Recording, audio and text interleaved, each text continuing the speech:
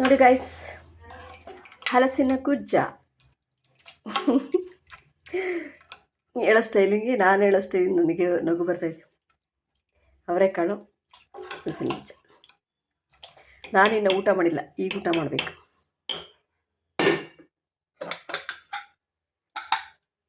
ಸಂಜೆಗೆ ಇದಕ್ಕೆ ಮುದ್ದೆ ಮಾಡೋಣ ರಾತ್ರಿ.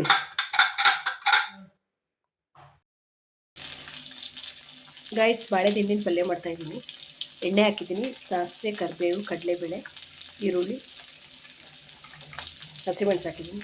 ಈಗ ಬಾಳೆದಿಂಡು ಹಾಕ್ತೀನಿ. ಇದು ನಾರೆಲ್ಲ ತೆಗ್ದಿದ್ದೀನಿ.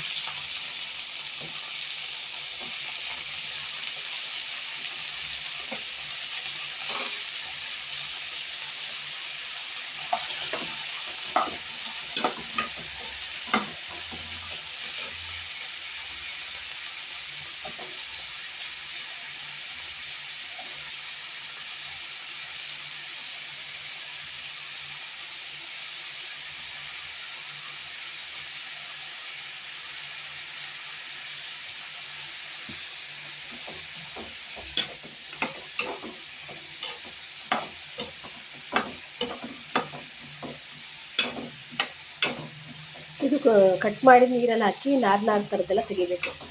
ತೆಗೆದು ಬೆಂದಮೇಲೆ ಉಪ್ಪು ಹಾಕಿ ಕಾಯಿ ತುರಿ ಕೊತ್ತಂಬರಿ ಸೊಪ್ಪು ಹಾಕಿದ್ರೆ ಪಲ್ಯ ರೆಡಿ ಆಗುತ್ತೆ.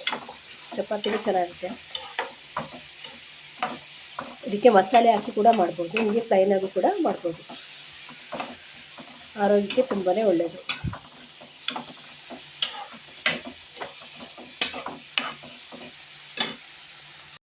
ಗೈಸ್, ಪಲ್ಯ ರೆಡಿ ಆಯಿತು. ಬಾಳೆದಿಂಡಿನ ಪಲ್ಯ. ಸ್ವಲ್ಪ ಅರಿಶಿನ ಹಾಕ್ಬೇಕು ಇದಕ್ಕೆ. ಲಾಸ್ಟಲ್ಲಿ ಅರಿಶಿನ, ಕೊತ್ತಂಬರಿ ಸೊಪ್ಪು, ಕಾಯಿ ತುರಿ ಹಾಕಿದ್ದೀನಿ. ಇದಕ್ಕೆ ಚಪಾತಿ. ಅವಾಗವಾಗ ಈ ಥರದ್ದೆಲ್ಲ ಮಾಡ್ಕೊಂಡು ತಿಂತಾ ಇರಬೇಕು.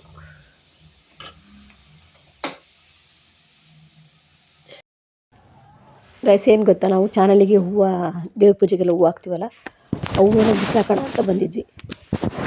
ನೀರೆಲ್ಲ ನಿಲ್ಲಿಸ್ಬಿಟ್ಟಿದ್ದಾರೆ, ಸ್ವಲ್ಪನೇ ಇದೆ. ಗಾಯ್ಸ್, ನಾವೆಲ್ಲಿ ಬಂದಿದ್ದೀವಿ ಗೊತ್ತಾ? ಚಾನಲಿಗೆ ಬಂದಿದ್ದೀವಿ. ಚಾನಲಲ್ಲಿ ನೀರು ನಿಲ್ಲಿಸಿದರೆ ಅನಿಸುತ್ತೆ ಸ್ವಲ್ಪ.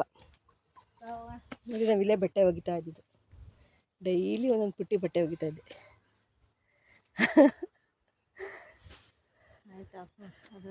ಇದು ಇವಾಗ ಮಾಡ್ತಿರೋದು ವಿಡಿಯೋ. ಇವತ್ತು ನನ್ನ ಮಗಳು ಸ್ವಲ್ಪ ಯಾರು ಕೇಳಿದ್ರು ನಿನಗದೆಲ್ಲ ಅಂತ. ಕಂಟೆಂಟ್ ಬೇಕಲ್ವಾ? ಕಂಟೆಂಟ್ ಬೇಕು ಅಂದರೆ ಏನಾದರೂ ಮಾಡಲೇಬೇಕು. ಚಿಕ್ಕದು ಕೂಡ ಮ್ಯಾಟ್ರ್ ಆಗುತ್ತಲ್ಲ. ನಾನೊಂದು ಪುಡಿ ಮಾಡಿಟ್ಕೊಂಡಿದ್ದೀನಿ. ಅದಕ್ಕೆ ಧನಿಯಾ, ಜೀರಿಗೆ, ಪುದೀನ ಮತ್ತು ಶುಂಠಿ ಹಾಕಿ ರಾತ್ರಿ ಹಾಕಿ ಆ ಪುಡಿನೂ ಹಾಕಿ ಸೋಪ್ ಮಾಡ್ತೀನಿ. ನಾನು ಕುಡಿದಿದ್ದೀನಿ, ಇದು ನನ್ನ ಮಗಳಿಗೆ.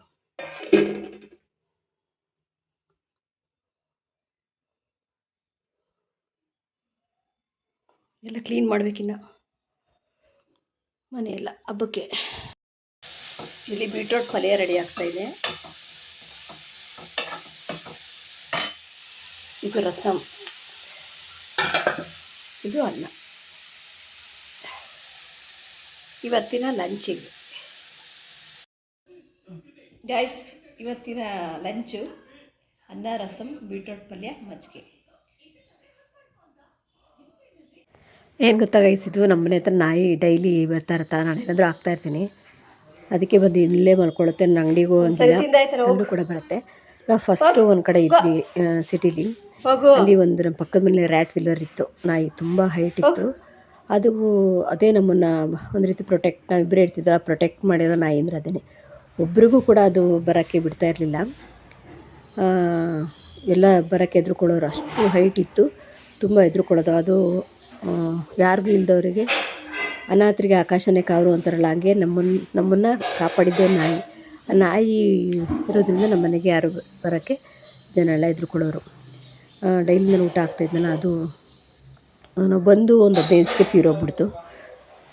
ಮತ್ತು ಇನ್ನೊಂದು ನಮ್ಮ ಅಲ್ಲೇ ಒಂದು ಅಂಗಡಿ ಇತ್ತು, ಅಂಗಡಿಗೂ ಅಲ್ಲಿ ಒಂದು ಬ್ಲ್ಯಾಕ್ ಅಂತ ಒಂದು ನಾಯಿ ಹೆಸರಿಟ್ಟಿತ್ತು. ಅದಕ್ಕೆ ಡೈಲಿ ನಾನು ಬಿಸ್ಕೆಟ್ ಹಾಕ್ತಾಯಿದ್ದೆ.